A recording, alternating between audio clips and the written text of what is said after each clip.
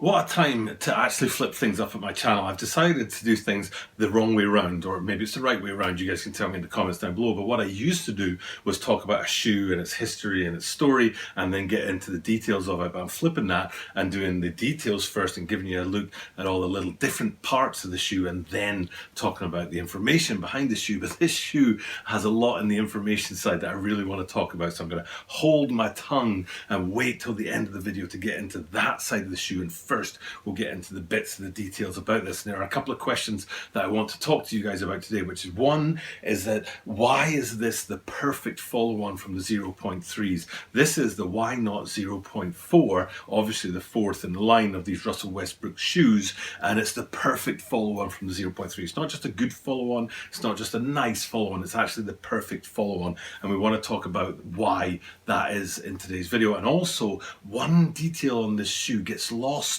in the mix, which is kind of sad, and I'm going to point that out to you guys today. So if you think you know which detail I'm talking about, let us know in the comments down below. So we're going to get into this and the details of the shoe first, and then the information about the shoe second. So let's do that and take a look at the upcoming release of the Nike Jordan Why Not 0.4 Upbringing. This is the Tokyo Butter 23 sneaker channel. Tokyo Butter 23 sneaker channel. This is毎日アップするので毎日見てください. And every single day from Tokyo, Japan, I'm bringing content about upcoming sneaker releases, sneaker news, and sneaker reviews. And today, what we're doing, like I said yesterday, I started doing this thing where I'm going with the details of the shoe first and then the information about the shoe second. I used to do it the other way around. And we're going to do that in today's shoe, so we're going to go straight into the details. So let's look right here at the toe roll on the 0.3s, because that was one of my favorite things about the 0.3s. Was that funny? It almost looked like somebody had used a compass. You know, the compasses you use for drawing a circle, not the compasses you use for finding your direction. The compass for drawing a circle, and stabbed a bunch of holes in the toe roll of the Why Not 0.3s, and it said why not, why on one shoe and not on the other. And that's lost on these guys, which I think is a little bit sad, but it brings me to answer my first question, which was what detail is lost in this shoe, because it's not too hard to go from those toe rolls on these guys a little bit further along and have a look at the midsole, and you can see there it's a white midsole, but what actually is printed in there, and hopefully I'm zoomed in on it and it's showing up very clearly on the green screen here, is supposed to show the W for Westbrook, for Russell Westbrook. His signature is that W, and it's sort of like two parallel lines and then a second sort of at an angle, third line at an angle for the W. And I'm not explaining it well, but it doesn't matter because you can look right here and see what I'm talking about. That detail is lost in this shoe because there's so much going on this shoe, and on the midsole it's white on white for that detail, so it's kind of lost unless you're zoomed right in tight on it. So one little thing that kind of doesn't make me all that happy is the great toe rolls and the great detail from the 0.3s haven't been carried through, and what has come through is a new detailing on the midsole that isn't all that easy to see. So I did ask that question at the top of this video, what's that one detail that's lost in the mix, and it's that about the midsole. And then the other thing is why these are the perfect 0.4s. I was super disappointed with the Adidas Ultra Boost 2019. If you guys know anything about sneakers, you'll know that the Ultra Boost went from 1.0 to 4.0 in a very sort of linear growth, and then 2019 was this crazy jump into a completely different place. But these guys are a perfect sort of follow-on from the 2.0s and the 3.0s before them. 2.0s looks like this, lots of panels, big, large panels with large pieces of color. And then 3.0s look like this, and it's an evolution where you've still got an awful lot of panels going on there, but it's a lot more detailed. It's not these big chunks of color, it's these sort of little hits of color all over the shoe. And then today's shoe here, you can see that evolution that it's come along. But one of the main points about today's shoe, the 0.4s, is that there aren't that many panels on them. What they've gone for is print to get the design going on there, and not the different panels or sections. So it's a very natural evolution from the 0.2s and the 0.3s before them. And what I'm talking about with that is if you zoom in on the toe, you'll be able to see that the toe is one big section, except for right on the front, it's almost not even a toe box. A toe box would be more large than that, it would cover your entire toes and not just the bit you clip off your toenails. But that's what this is a tiny little bit bit of fabric right at the front, and one of the only reasons you can see it is because of the stitching that joins that little bit of fabric to the rest of the toe on the shoe. And then you have to go all the way back across the lateral to the heel before you get to another significant bit of stitching going on back there, and you can see the heel. I'm going with cup. It's close. It's hard to go. It's right in the middle of being a heel counter or a heel cup. I'm going with a cup, and that gives you a bit of stability, which is very important on the basketball court. And you can see the stitching that wraps that around on the heel part of the shoe there. So even though it's a very busy shoe and there's a lot going on in it, I mean, it's called the Upbringing, which is a nod to Russell Westbrook's past. We'll get into that in that second half of the video I talked about with the information. But there's a lot going on this shoe, but really what that's hiding is a very sort of simple structure to the underlying design of the shoe, which is much more evident when you look at it like we have just now and look for the stitching that runs along the shoe. Now, we're on the heel right now looking at that stitching that holds the heel counter to the rest of the shoe, and it's not too hard to go up to one of the coolest little bits on the shoe. It reminds me of an Air Jordan 6 with the pull tab on the back for helping you get your shoes on if they're a little bit snug. And one of the things I like about it is on one end there's a Jumpman, because these are Jordans, and they even though it's the fourth iteration of Russell Westbrook's line, it's a Jordan shoe, so it has that Jordan Jumpman on one end of the pull tab at the back on the heel, and then you run across the other end, which, like I said, is like an Air Jordan 6, and at the other end you've got the Jumpman again, but then you've also got the W from Russell Westbrook, so it's the player and Jordan sort of standing side by side. So homage to the great man on one end, and then side by side with the collaboration and the great man on the other end. I kind of like that. I think that's a cool detail.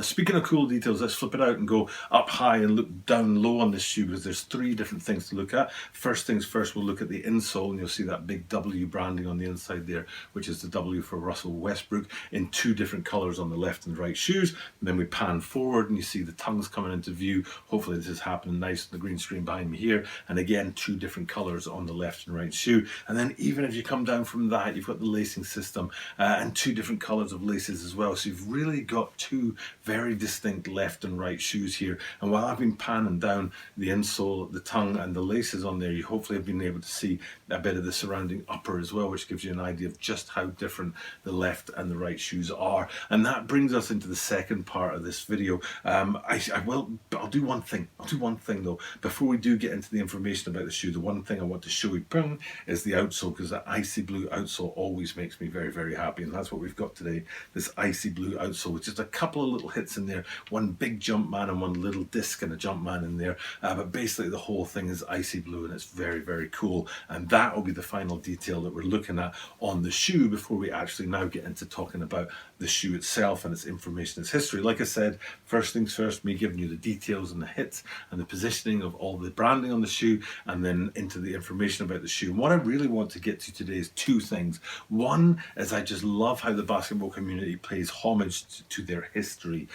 Some people, myself included, don't always feel comfortable looking back at our histories, feel a little bit embarrassed about some of the things we've done in the past. I'm definitely in that category. But basketball players and basketball culture tend to pay respect to their history, to their roots, to where they came from. And this shoe is all about that. It's all about Russell Westbrook flashing back to his upbringing, paying respect to the people and the cultures and the communities that all tied it together to bring him to where he is right now, one of the biggest basketball players on the planet. And that brings me to point number two, which is Russell Westbrook. I think, you know, I'm not a basketball player and I'm not a coach, but here's my 10 cents worth of information. I think it's time for Russell Westbrook to make the right decisions about legacy and career instead of maybe money or superstardom. He's been, as far as I know, he's been the biggest player at the three teams that he's played for, and he's got some of the greatest stats in NBA history, especially when it comes to triples and things like that.